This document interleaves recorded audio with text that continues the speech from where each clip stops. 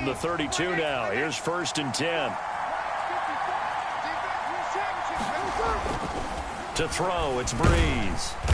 Pressure coming from the Vikings, and they get there and bring him down. A bad start there, a big loss on their first play from scrimmage. It's 2nd down. Another try after the 1st down sack. Breeze, he'll air it out deep. And got his man, complete. And he'll have it past midfield almost to the 40 before being taken down. It's a gain of 35. All right, Charles, let me put you in the head of one of those defenders out there. You have a big play like that go against you so early. What does that shake your confidence? It shouldn't, but it often does, because your thought process all during the week is how you're going to get after that offense and make your plays. And when they make... This is caught inside the 15. And all the way inside the 15 before they drop him.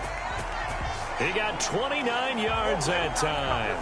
Well, it's one thing to grab it with one hand, but when you make a catch of that distance, quite another. Yes, sir. I mean, that one right there, we keep talking about the high-flying antics that we're seeing from receivers nowadays. Doesn't matter what spot they start in. But when it actually does happen in the heat of battle, it brings me right out of my seat. From the 5, here's 2nd and 2. Again, it's Breeze. Escaping the pressure, and he's got it. Touchdown, Saints. Drew Brees to Michael Thomas. And the Saints take it right down the field and score on the opening drive. They're the favorite, no question. And when they score like that on the opening drive to set the tone, you're the underdog on the other bench. That's hard, isn't it? Yeah, because you can't bring the home crowd into it, because you're counting on that to be a part of your equalizer, ride their momentum. But you have to give them something to cheer for. So now what you're worried about is they're better than we are. We can't get going. Are we about to get blown out? Good news, still a long way to go.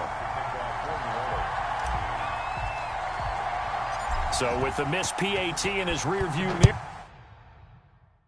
mirror, he goes back out to kick this one off.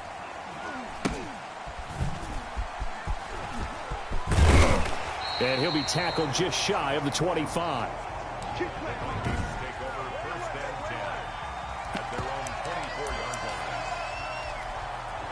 Cousins and the Vikings with a 1st and 10 at their own 24. And he'll drop here to throw.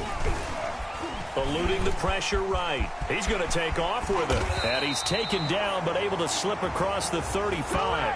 Good coverage downfield led to him taking off, picking up the 1st down on a 13-yard run. Partner, as a quarterback, sometimes you just got to know when the clock has gone off in your head, it's time to go. Tuck it and get all you can. Play action now. Cousins being chased. Now the hit comes, and Cousins lost the football. But a Viking was able to corral this one, and Minnesota will keep possession. Able to fall on it, but look where they recovered it. That's a big loss. A lot of bad news on that play for them, wasn't there? Lost the football, lost a lot of yardage, but I think the good news outweighs it. Able to retain possession. That was big for them.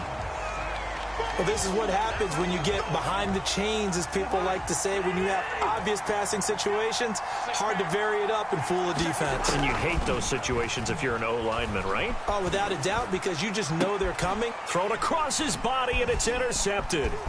P.J. Williams with a pick, and he's going to return it to the 21-yard line.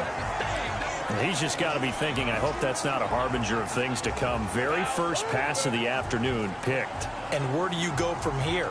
Because when you start that way, do you allow that to seep into you and stay with you the rest of the game?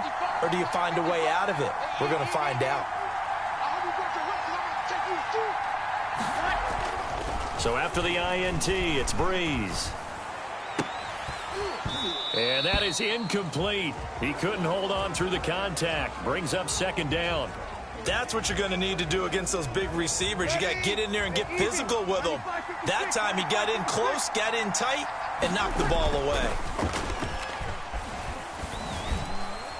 And this one drops incomplete, but I think the defense jumped.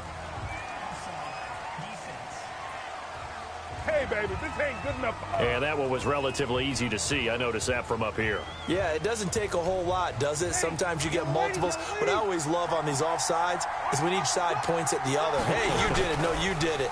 They deciphered that one correctly. And his throw's going to be incomplete. Right there on the coverage to knock that ball away was Mike Hughes. So many times when we talk about coverage, we're just about a defender running with a receiver, but a big part of it is understanding where the football is, finding it. And a sack. They get to him defensively, but the flag comes in, and I think the D jumped.